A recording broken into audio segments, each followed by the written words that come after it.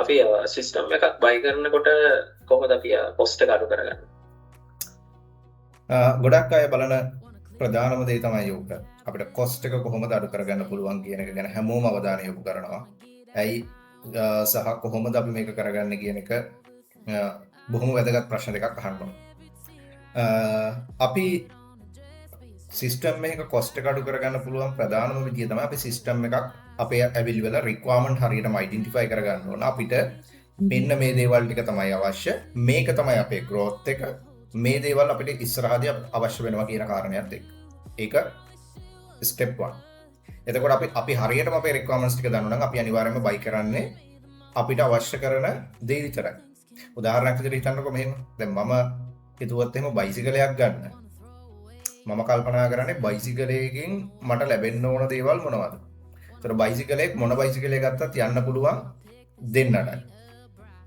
එතකොට බයිසිකලේ හිතන්නකෝ එන්ජින් ධාරිතාවය ගත්තොත් එහෙම 100cc වෙන්න පුළුවන්, 125 වෙන්න පුළුවන්, 150 වෙන්න පුළුවන්. සමහරවිට මේක 1000 වෙන්නත් පුළුවන්. එතකොට 1000 එකක් අරගෙන මට යන්න පුළුවන් විදිහේ පාරවල් ලංකාවේ නැහැ. එතකොට එච්චර හයි ස්පීඩ් යන්න රික්වයර්මන්ට් එකකුත් මට නැහැ. එතකොට මම ඇයි අර 1000cc බයික් එකක් ගන්නෙ මට කිසිම රික්වයර්මන්ට් එකක් නැතුව. එතකොට මං හිතන්නේ මට එහෙම එච්චර වේගෙන් යන්න අවශ්‍යතාවයක් ඉස්සරහදී එයි කියලා. එතකොට අපි අන්නේ කෑල්ල අයිඩෙන්ටිෆයි කරගන්න ඕන. මේක තමයි ප්‍රධානම දේ. නම්බර් 1 ඔයා හරියටම දැනගන්න ඕන ඔයාට අවශ්‍ය මොකක්ද කියන එක. ඒක තමයි පළවෙනිම කාරණය. ඊළඟ කාරණය අර මං කිව්වාගේ growth එක පිළිබඳ ඔයාට පැහැදිලි දැක්මක් තියෙන්න ඕන. මේක තමයි growth එක සිස්ටම් එක. මේක තමයි අපේ ඉස්සරහට business එක expansion වෙන්නේ. මේක තමයි අපේ strategic plan එක. මෙන්න මේ විදිහට මේ මාස 6 ඇතුළත අපි මෙන්න මේ කොටසක් එකතු වෙනවා. එතකොට ඒකේ compatibility එක ගැන පොඩි අවධානයක් අවබෝධයක් තියෙන්න ඕන. හේතුව තමයි එහෙම නොවුනොත් ඔයාට සිද්ධ වෙනවා අලුතින් සිස්ටම් එකක් ඒක ඇලට ගන්න. ඒක cost එකක්. එතකොට ඔයාගේ සිස්ටම් එක දැන් ගන්න සිස්ටම් එකේ මේ ෆීචර්ස් ටික ඉස්සරහදී අපිට ඇඩ් කරගන්න පුළුවන් නම් අන්න හොඳයි.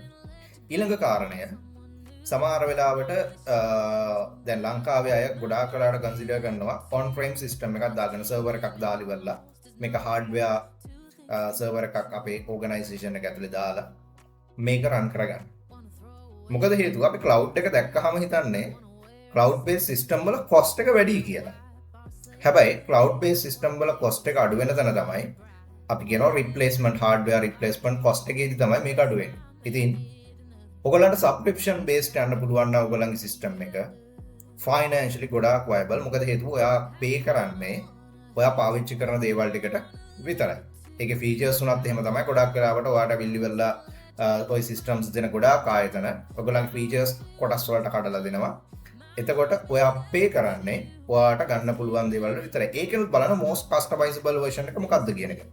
හේතුව තමයි අර මං කිව්වාගේ ඔයාට රික්වයර්මන්ට් එකක් නැති කොටස් ටිකක් මේකේ තිබිලි වෙල වැඩක් නැහැ. අපිට ඒ කොස්ට් එකත් අඩු කරගන්න පුළුවන් නම් තවත් හොඳයි. එතකොට සිස්ටම් එකේදී අපි ටෙක්නිකලි ගත්තාම මේක තව කොච්චර කාලයක් රන් කරන්න පුළුවන් වේද කියන අදහසත් ඔයගොල්ලන්ට තියෙනවා. මොකද හේතුව අපේ සමහර තාක්ෂණික කාරණා ගත්තාම මේකේ බෑක් එන්ඩ් එකේ තියෙන softwares එතකොට මේක ඇත්තටම ඇනලයිස් කරන්න ඕන ටෙක්නිකල් පර්සන් කෙනෙක්. එයාට අවබෝධයක් තියෙනවනේ මේකේ බෑක් එන්ඩ් එකේ මෙන්න මේ වගේ සිස්ටම් එකක් තමයි දුවන්නේ. එතකොට මේක තව මාස 6ක් යනකොට මේක ඉවරයි. උදාහරණයක් විදිහට හිතන්න මම දැන් එක ආයතනයක් තිබුණා. ඒකේ සිස්ටම් එක මයිග්‍රේෂන් එකකට ගියා.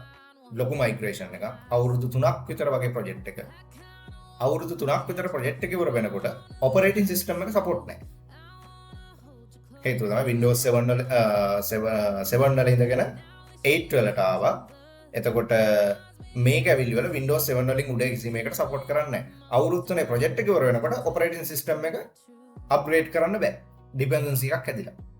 එතකොට මොකද කරන්නේ? මට දැන් ආයෙ කොස්ට් එකක් දාලා ඉවරලා එක්ක මේ ටික ඩිෆෙන්ඩ් කරගන්න මට තව ඇඩිෂනල් කොස්ට් එකක් තියාගන්න වෙනවා. මොකද හේතුව දැන් Windows 7 කියන එක vulnerable. මේක පරණයි. මේක මට තවදුරටත් තියාගන්න බෑ. ඒතකොට මට ඇඩිෂනල් කොස්ට් එකක් එතන ගිහිල්ලා. ඒතකොට මෙන්න මේ compatibility එක පිළිබඳ එහෙම නැත්නම් කොයිතරම් කාලයක් මට මේක පාවිච්චි කරන්න පුළුවන්ද කියන එක පිළිබඳ ප්‍රශ්නයක් තියෙන්න පුළුවන්. ඒ ප්‍රශ්න වලට අපි උත්තර තියාගන්න ඕන. අපිට පැහැදිලි අවබෝධයක් තියෙනවා මේ ප්‍රොජෙක්ට් එක ඇවිල්ලි වල මේක අපි 3 year cycle එකක්. මේක 3 year වලින් පස්සේ අපිට හිතන්න පුළුවන් මේක රිප්ලේස් කරනවද, අප්ග්‍රේඩ් කරනවද අපිට ඒ තීරණයට යන්න පුළුවන්. එතකොට පැහැදිලිව මේ ප්‍රොජෙක්ට් එක තියාගන්න ටයිම් පීරියඩ් එකක්. එහෙම නැත්නම් ඔයගොල්ලන්ට අතරමැදි මේකට ආපහු වතාවක් මේකට සිස්ටම් දාන්න ගියොත්, හાર્ඩ්වෙයාර් දාන්න ගියොත්, සොෆ්ට්වෙයාර් වෙන සොෆ්ට්වෙයාර්ස් ගන්න වුණොත් ලොකු ප්‍රශ්නයකට ඔයගොල්ලන්ට මුහුණ දෙන්න වෙනවා. ඔයගොල්ලන්ට වැඩි කොස්ට් එකක් ගෙවන්න වෙනවා. ඒක අඩු කරගන්න තියෙන හොඳම විදිය තමයි රික්වයර්මන්ට් එක අයිඩෙන්ටිෆයි කරගන්න. ඔයගොල්ලන්ගේ ප්‍රොජෙක්ට් එකට කාලයක් ඩිෆයින් කරගන්න. හරි ටෙක්නොලොජිස් අයිඩෙන්ටිෆයි කරගන්න. ඒකට ගැලපෙන විදිහට අපේ බජට් එක සෙට් කරගන්න. මේකට තියෙන බෙස්ට්ම ඔප්ෂන් තමයි cloud based systems. එහෙම නැත්නම් subscription based system. මොකද අපි ගෙවන්නේ අපි පාවිච්චි කරන ටිකට විතරයි. ඒක ලොකු දෙයක්. එහෙම නැත්නම් අපි සිස්ටම් එකක් කරන් අපි හොස්ට් කරන්න ඕන නම් අපිට ඒකත් cloud එකේ කරන්න පුළුවන්. හේතුව තමයි අපිට ඇවිල්ලි වල පාවිච්චි කරනකොට විතරයි අපි ගෙවන්නේ. හැබැයි ඉනිෂියලි මේක දැකපු ගමන් අපිට වෙනවා මේක ලොකු කොස්ට් එකක් අපිට තියෙනවා කියලා.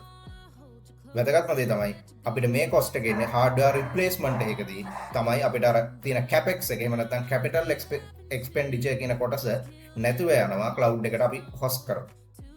ඔන්න ඔය වගේ කාරණා ටිකක් තමයි අපිට බලන්න වෙන්නේ. සිස්ටම් මේක කොස්ට් එක අඩු කරගන්න